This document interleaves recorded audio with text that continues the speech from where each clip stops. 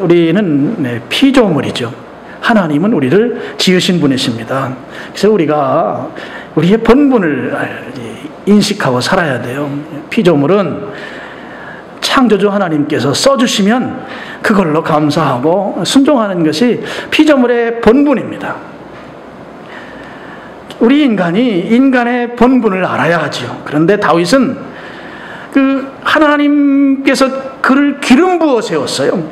기름 부어 세웠다고 하는 것은 하나님의 종이라는 뜻입니다. 하나님의 뜻대로만 순종해야 되는 것이죠.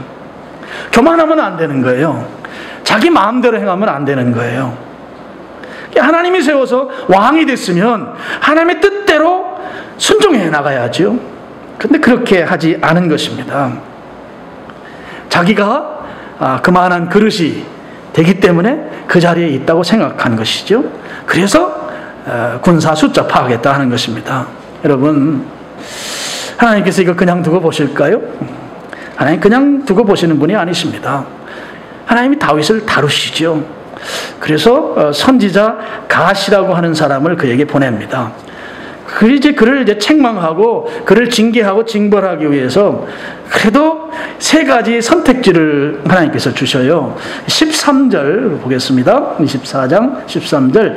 갓은 하나님 보낸 선지자이시죠.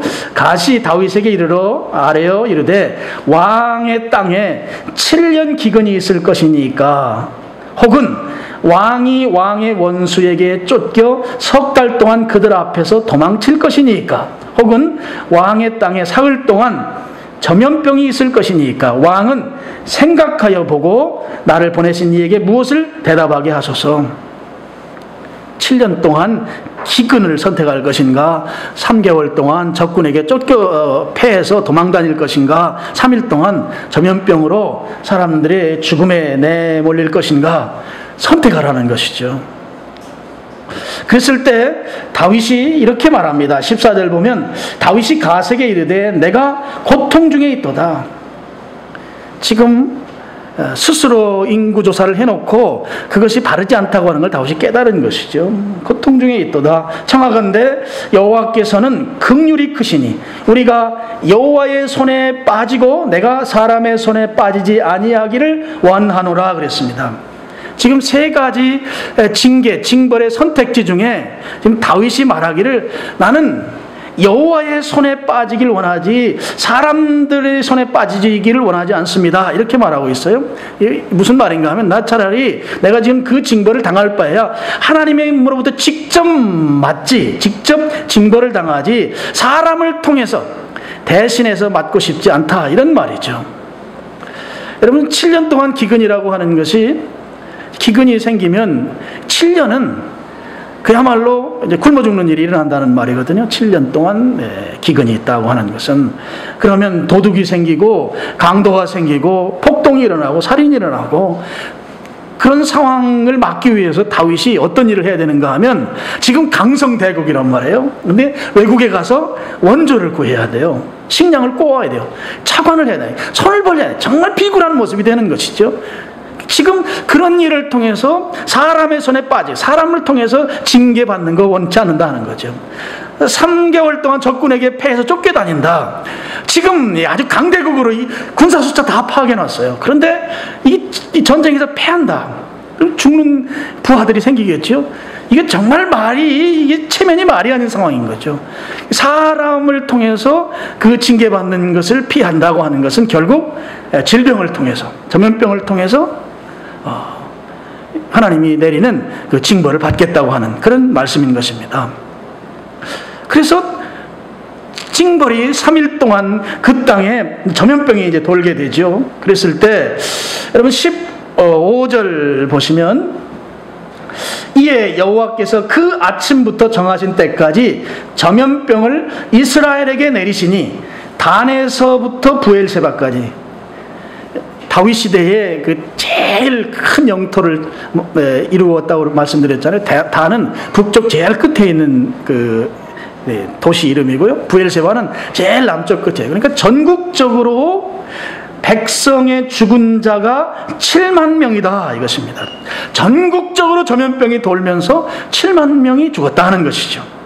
여러분, 7만 명은 지금도 적은 숫자가 아니지만 다윗 시대의 7만 명은 적어도 예루살렘과 같은 대도시 하나가 다 완전히 망했다는 거죠. 그만큼 한 큰 도시 하나가 없어질 만큼 어마어마한 숫자가 죽었다는 거예요. 하나님의 이 다윗을 향한 진노를 가늠하게 하는 그런 부분이 아닐 수 없습니다. 7만 명이 죽어나갔어요. 단에서부터 부엘세바까지. 우리나라보다 훨씬 적습니다. 단에서 부엘세바라게 우리 강원도 그 정도밖에 안 되죠. 근데 전염병으로 수많은 사람들이 막 죽어나가는 거예요. 내 옆에 사람도 죽고 우리 가족도 죽고 지금 얼마나 이런 상황이 그들에게 공포를 가져왔겠습니까? 그리고 그런 생각했겠죠. 왜 우리 민족에게 이런 전염병이 생기는가? 내가 하나님 앞에 무슨 잘못을 했기 때문에 이런 일들이 우리 가정에 생기고 우리 집에 이런 일이 생기는가? 그리고 또 그런 걱정했을 것입니다. 나는 이 병에 걸리지는 않을까? 우리 집 옆집에 지금 이 병 때문에 사람 하나 죽어나갔는데 나도 혹시 이 병에 걸리지 않을까? 얼마나 두렵고 공포 가운데 있었겠습니까? 이게 7만 명이 죽었다고 하는 이 한 문장으로 끝날 일이 아니다 하는 것이죠. 지금 우리나라도 마찬가지입니다. 여러분, 메르스라는 말이 듣도 보도 못하던 이런 전염병이잖아요. 우리 나라 전체를 지금 아주 혼란 가운데 빠뜨리고 있는 질병입니다. 사람들이 많이 모인 곳이 지금 텅텅 빈다고 하잖아요. 병원도 환자가 없어서 아마 조금 지나면 병원 문 닫는 병원이 생길 거랍니다. 단체적으로 단체 행동하고 행사하는 데들이 거의 대부분이 취소됐거나 다 지금 연기했습니다. 무슨 우리 나라 안에서 이루어지는 일들이 없어요. 외국에서 관광객도 오지 않습니다. 엊그저께 뉴스를 보니까 대전에서 80대 부부가 한 달 간격으로 돌아가셨다고 하는 뉴스를 봤어요. 그 전염병을 앓고 있는 환자와 같은 병원에 입원했다가 남편이 감염된 거예요. 그 남편이 감염돼서 결국 돌아가시고 그 남편을 간호하던 아내가 남편으로부터 감염돼서 아내도 또 돌아가신 거예요. 아니, 세상에 이렇게 딱 할 수가 없어요. 근데 이 병이 또 아주 골치 아픈 일이에요. 뭔가 하면 이 병에 의해서 죽게 되면 가족들이 그 시신도 또는 임종도 제대로 지킬 수 없는 것이 지금 현실입니다. 감염 우려 때문이라고 그래요. 장례 절차도 하나 할 수가 없고 오히려 장례 절차를 밟고 염을 하거나 이런 과정 속에서 혹시 또 질병이 전염될까봐 아예 24시간 안에 화장시키는 것으로. 그 자식들한테도 이게 참 불효가 이만저만이 아닌 상황인 거예요. 이 병 자체가. 또 이제 전망하는 분들을 이야기합니다. 이 메르스가 퇴치된 이후에 우리나라가 경제적으로 상당히 어려움을 겪을 것이다. 참 이러저러한 상황들이 오늘 우리의 마음을 편하게 하지 않는 상황이 바로 오늘 우리들의 상황입니다. 여러분, 다윗 시대 말이죠. 사람들이 이름 모를 전염병으로 죽어가고 있는 말 그대로 공포스러운 상황입니다. 그 상황에서 이 다윗은 알잖아요. 이 병이 왜 왔는지. 다윗이 마음이 편할 리가 없죠. 다윗의 일생이라고 하는 것이 정말 하나님의 은혜를 경험한 인생이에요. 근데 가끔 가다가 아주 대형 사고를 하나씩 터뜨리는데 이번에도 마찬가지인 거죠. 일생을 통해서 또다시 큰 죄를 한번 또 저지른 것이죠. 이런 상황에서 다윗이 이런 고백합니다. 17절 말씀. 다윗이 백성을 치는 천사를 보고 또 여호와께 아뢰어 이르되 나는 범죄하였고 악을 행하였거니와 이 약물이, 이 죽어가는 백성들을 향해서 하는 말이죠. 이 약물이는 무엇을 행하였나이까? 그들 죄 없습니다. 이것이죠. 청하건대 주의 손으로 나와 내 아버지 집을 치소서. 차라리 나를 죽여주십시오. 내가 잘못한 거 아닙니까? 백성들이 죽어가는 이유는 바로 내가 잘못했기 때문입니다. 이 다윗이 아주 고통스러운 처절한 고백이고 회개인 것이죠. 근데 하나님께서도 7만 명이라고 하는 숫자가 죽어나가는 모습을 보고 하나님이 아파하시는 모습이 성경에 기록되어 있어요. 하나님이 그냥 하나님이 아니고 우리의 아버지 하나님이신 것을 잘 표현해주는 말씀이 16절에 있습니다.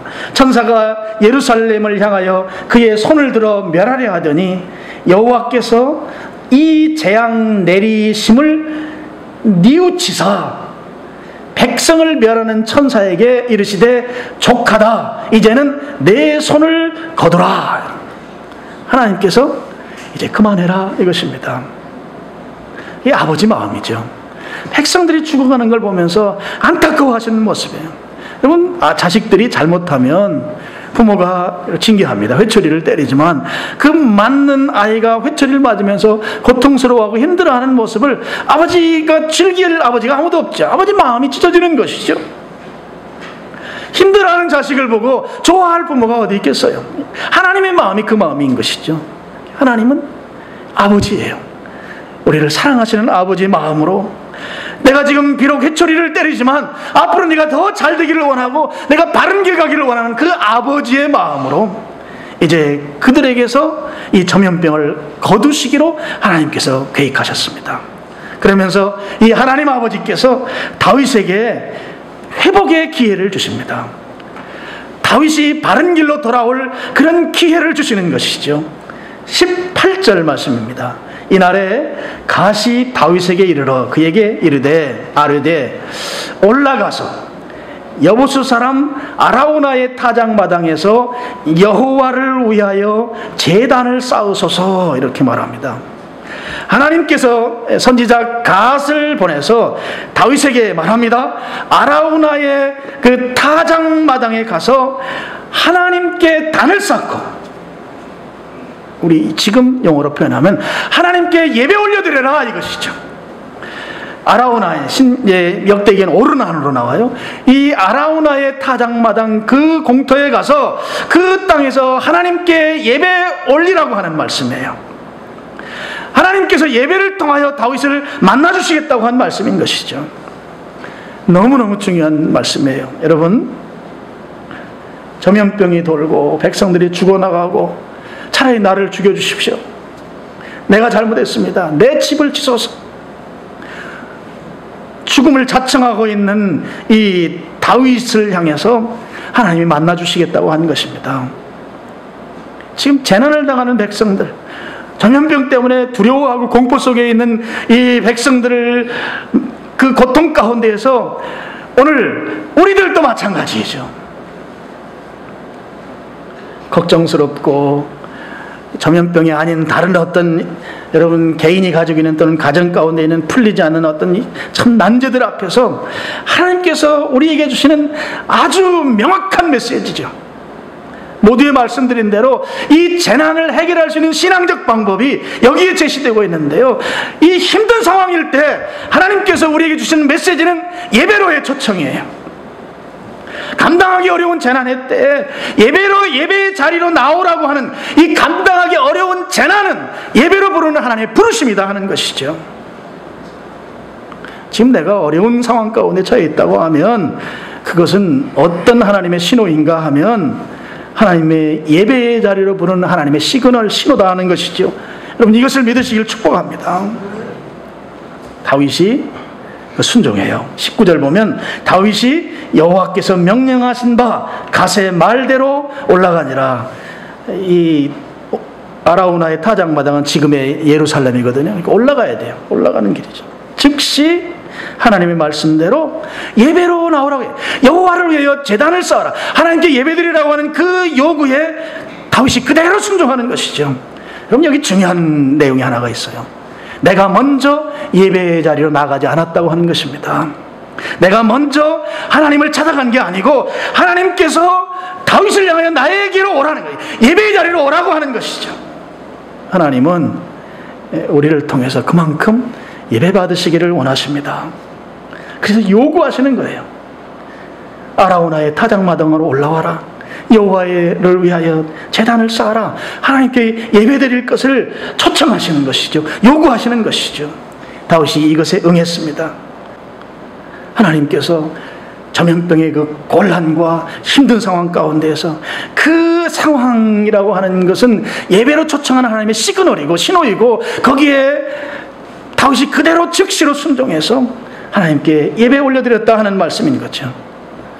25절 말미에 그렇게 했더니 이에 여호와께서 그 땅을 위한 기도를 들으시매 이스라엘에게 내리는 재앙이 그쳤더라 그랬습니다. 다윗이 하나님께 마음을 다하고 뜻을 다해서 예배로 올려드렸더니, 예배로 나아갔더니 하나님께서 진노를 멈추고 그 땅에 내렸던 재앙이 더 이상 이제 그 땅에 없는 재앙이 그쳤더라, 이렇게 성경 말하고 있습니다. 여러분, 예배가 난제를 해결했어요. 예배의 자리로 나아갔을 때 이들이 안고 있는 난망한 문제를 해결했다 하는 것이죠. 저는요, 우리가 물론 메르스라고 하는 것에 대해서 사람마다 인식하는 그런 이제 걱정은 좀 정도의 차이는 다 있습니다. 분명한 것은 지금 그 병이 우리 가까이에서 우리를 혼란스럽게 하는 것은 분명합니다. 오늘 이것이 우리의 현실인데요, 이런 상황에서 우리가 확인해야 될 것은 나의 예배 생활입니다. 오늘 이런 질병을 통해서 하나님께서 우리를 향해 말씀하시고자 하는 것이 무엇인가 하면 바로 나의 예배 생활을 점검하라고 하는 것이다 하는 거예요. 우리는 어떤 일이 생기면, 좀 신앙 있는 분들은 이 문제가 무엇 때문에 나에게 온 것일까? 내가 하나님 앞에 득죄했기 때문에, 죄 때문일까? 내가 무엇을 잘못했기 때문에 이런 고통이 오는 것일까? 그렇게 일반적으로 생각합니다. 그것이 잘못된 건 아니지만, 오늘 이 다윗이 이 문제를 해결한 관점에서 볼 때 우리가 정말 집중하고 관심을 갖고 돌아봐야 될 것은, 오늘 나의 삶에서 내가 내 인생 가운데 예배라고 하는 것이 어느 위치에 있는지, 예배의 중요도가 내 인생에서 어느 정도 자리를 차지하고 있는지, 그것을 살펴봐야 된다 하는 거예요. 내 삶에서 하나님께 예배로 나아가는 이 예배자의 태도가 어느 정도 가치를 두고 있느냐 하는 거예요. 오늘 우리의 예배는 우리의 삶에서 우선순위에서 매우 뒤쪽에 자리하고 있는 게 오늘 우리의 현실입니다. 그래서 우리는 어떤 사소한 약속만 생겨도 언제든지 포기할 수 있는 것이 예배로 되어 있어요. 예배 시간에 나에게 조금 이득이 되는 일이 생기면 큰 고민 없이 예배를 건너뛰는 것이 오늘 우리의 모습이 아닌가, 이것을 돌아봐야 되겠다 하는 것입니다. 예배가 온전하지 못한데 지금 내 삶에서 예배의 가치가 어느 정도 중요한 우선순위를 자리하고 있는지, 이것을 점검하고 그 부분을 반성하고, 그런 걸 통해서 오늘 전염병이라고 하는 이 다윗에게 닥쳤던 이 전염병이 오늘 우리에게 주는 메시지가 예배 점검입니다.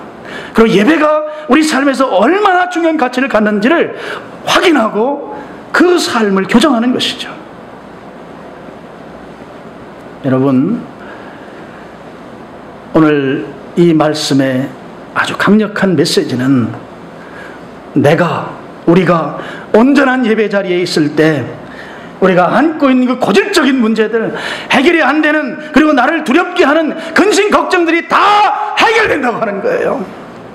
내가 온전한 예배의 자리에 가기만 하면 이 문제가 해결된다고 하는 것이죠. 그 문제가 무엇인가? 나를 예배로 초청하는 하나님의 신호라는 거예요. 하나님께 나를 부르는 초청장이라는 거예요. 문제가 말이에요. 예배가 있는 곳에는 죽음이 없습니다. 예배가 있는 곳에는 저주가 없습니다. 왠지 아세요? 하나님께서 호흡하는 모든 피조물로부터 하나님이 가장 원하시고 가장 기대하시고 가장 바라시는 것이 예배의 삶이기 때문이에요. 저는 이 사실을 한 3년여 전에만 깨달았어요. 성경에 수도 없이 나오는 예배 이야기들이 그렇게 중요한 줄 제가 몰랐어요. 3년여 전에 이 사실을 깨달았어요. 예배가 인생의 전부라고 해도 과언이 아니에요. 우리가 이 땅에 호흡하는 이유는 예배 목적이에요. 예배가 전부입니다. 우리가 전도를 강조하죠. 제가 말씀드렸잖아요. 전도를 왜 해요? 예배자 확보예요. 예배하는 영혼을 늘려가는 거예요. 그 이유에 다름이 없어요. 예배자 확보하기 위해서 전도하는 거예요. 하나님 기뻐하시니까 예배하는 것은. 온전한 예배의 자리에 있을 때 지긋지긋한 고통, 지긋지긋한 문제가 다 해결되는 줄로 믿습니다. 우리의 삶에서 예배가 우선순위에 밀려있는 한 나를 힘들게 하는 고통스러운 문제들, 지금 공포를 가져다주는 이 메르스와 같은 이런 질병들, 제가 믿는 요한계시록에 의하면 앞으로 더 심한 질병들, 전염병들이 우리의 곁으로 다가올 거예요. 말세의 말기가 되면 더 심하고 난망한 그런 질병들이 우리 가까이에서 우리를 위협하고 우리를 공포 속에 몰아넣을 것입니다. 그런 질병들이 우리의 예배의 삶을 회방할 것입니다. 우리가 예배의 자리로 나아가면, 예배가 우리의 삶의 우선순위가 되면 이런 모든 문제들이 다 해결된다 하는 것이죠. 다윗이 예배의 자리로 나아갔을 때 하나님께서 그와 그 민족에게 내렸던 재앙을 거두셨습니다. 전염병이, 그 재앙이 그쳤다는 것이죠. 여러분, 다시 말씀드립니다. 예배로 나아가면 이런 어려운 문제들이 다 해결됩니다. 다윗이 예배로 나아갔을 때 하나님이 그 재앙을 그쳐주셨단 말이죠. 이 경험이 다윗의 경험이에요. 이런 경험을 한 다윗의 인생을, 이 예배가 모든 문제 해결한다고 하는 이 경험이 다윗의 인생관을 완전히 뒤집어 놨어요. 그의 삶을 완전히 바꿔놨단 말이죠. 예배로 나아갔더니 이 재앙이 그쳤단 말이에요. 그랬을 때 이 다윗이, 예배가 우리 인생의 모든 문제를 해결하는구나. 그래서 그 오르난의 타작마당, 아라우나의 이 타작마당을 매입해서 그곳에 예배 처소를 상설화합니다. 언제든지 상시로 예배드리는 장소로 만드는 것이다 하는 거예요. 지속적인 예배의 삶을 사는 것만이 우리가 이런 전염병과 같은 해결하기 어려운 목숨을 마구 앗아가는 이 문제를 해결할 수 있구나. 상시 예배의 처소를 그 장소에 세우기로 결심한 것입니다. 다윗의 인생관이 뒤집어진 거예요. 그래서 나의 후손들이, 내 자녀들이 이곳에서 예배를 드림으로, 이곳에서 하나님을 만남으로, 이곳에서 여호와께 제단을 쌓음으로 이런 고통의 문제를 해결하자.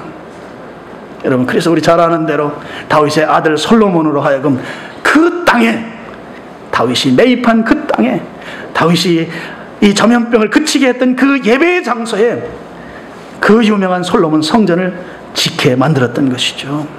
다윗이 모든 걸 다 준비해서 인생 말년에, 왕 통치 말기에 성전 짓는 일에 다윗이 올인했던 것입니다. 왜요? 예배가 모든 문제를 다 해결하기 때문이에요.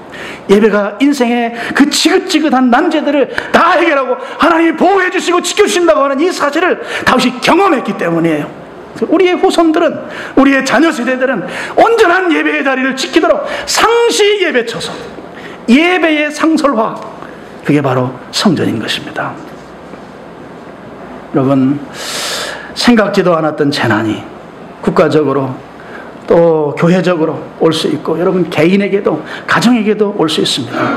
그럴 때 먼저 살펴볼 것이 무엇인가 하면, 내가 예배자로서 어디서 어떻게 무엇이 잘못되었는지, 내 삶에서 예배의 가치가 어느 등급에 있는지 이걸 살펴봐야 합니다. 내 인생에서 예배가 어느 정도 자리에 하고 있는지를 돌아봐야 한다는 것이죠. 여러분, 가정적으로든지 개인적으로든지 크고 작은 문제들이 있습니다. 또 잘 해결이 안 되는 문제들도 있습니다. 그런 문제를 해결할 수 있는 진짜 확실한 방법, 오늘 사무엘하 24장이 우리에게 가르쳐주는 방법은 예배의 자리로 나오는 것입니다. 온전한 예배의 자리가 될 때 이런 문제들이 해결된다고 하는 것이죠. 예배는 우리의 삶에서 아주 멀리에 순위하고 있어요. 온전한 예배자가 되면, 온전하게 예배의 자리를 지킬 때 여러분 가지고 있는 크고 작은 문제들, 또 나를 두렵게 하고 어렵게 하고 공포 속에 몰아넣는 여러 외적 요소들을 다 해결한다 하는 이 사실을 믿기를 축원합니다. 여러분, 결론으로 좀 살펴볼 것은 25절에 보면 그곳에서 여호와를 위하여 제단을 쌓고 번제와 화목제를 드렸다 이랬는데요. 제사의 이름이 두 가지가 거기에 나와요. 번제는 제물을 다 태워서 연기로 하나님께 드리는 제사입니다. 의미는 하나님의 죄 용서와 그리고 헌신을 상징합니다. 하나님을 향하여 나아가는 태도죠. 죄가 없이 한번 받아야만 하나님께 나아가고 또 온전한 헌신을 하나님이 원하시기 때문에, 그래서 번제의 기준은 예배의 대상에 포커스가 맞춰졌어요. 그 다음에 화목제가 나와요. 화목제는 제물을 태우는 제사가 아니에요. 서로 나누는 제사예요. 그 제물을 가지고 서로 나눠 먹는 그런 식사의 제사예요. 제사장과 거기에 함께 예배 참여한 그 이스라엘 민족이 함께 나누는 축제와 같은 제사예요.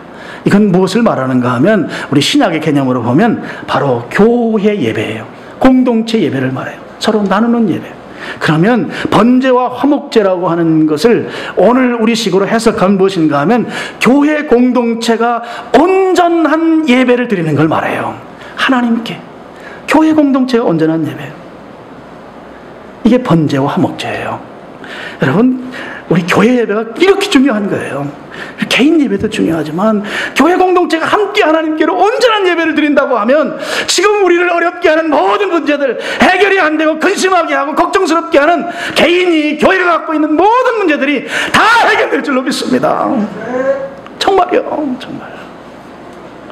우리가 온전한 예배를 드리면, 근데 우리 예배가 저는 아직 온전하다고 생각지를 않아요. 여러분, 서로 미워하면서 함께 예배드리는 주님 안 받습니다. 이 미움의 문제 해결해야 돼요. 여기 앉아서 누가 미워 죽겠는데 누가 나 지금 말 한마디도 안 하는데 그러면서 예배드리는 이 예배를 하나님 받으시겠어요? 안 받으세요. 그래서 우리 지금 이거 하고 있는 거예요. 하나님 받는 예배가 되면 문제 해결되거든요. 저 확신합니다. 성경 그렇게 가르치고 있고. 하나님 은혜가 있기를 축원합니다. 오늘 우리들에게 있는 크고 작은 문제들, 또 메르스라고 하는 이 희한한 질병이 우리에게 가까이 와 있는데, 이 재난이 우리에게 주는 메시지는 예배로의 초청이에요.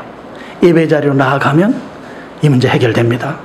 근데 이 하나님의 강력한 신호 앞에 하나님이 정말 원하시는 것은 번제와 화목제를 드리는 거예요. 교회 공동체의 예배란 말이에요. 교회 공동체가 하나님이 받으시기에 온전한 예배를 드리는 이 공동체 만드는 것이죠.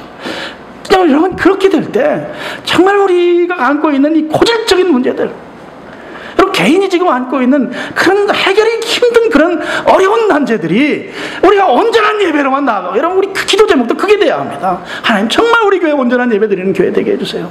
우리 교회당 건축하려고 하는 것도 그게 최고의 목적이에요. 온전한 예배. 우리 이 땅에 살아가면서 그거보다 더 우리의 삶의 목적인 게 없단 말이에요. 온전한 예배 드리는 거. 개인도 마찬가지고 교회도 마찬가지고, 여러분, 온전한 예배. 예배에 온전히 승리할 때 여러분, 우리의 모든 문제가 해결된다. 특별히 교회가 드리는 온전한 예배 가운데 하나님께서 우리에게 임하는 모든 재앙을 다 그치게 만드시고 우리의 문제를 해결해 주신다고 하는 이 사실을 여러분이 확신하기를 바랍니다. 믿으시기를 바랍니다. 그래서 여러분, 저도 마찬가지고 여러분도 마찬가지고 온전한 예배자의 반열에 서시기를 주님의 이름으로 축원합니다. 아버지 하나님,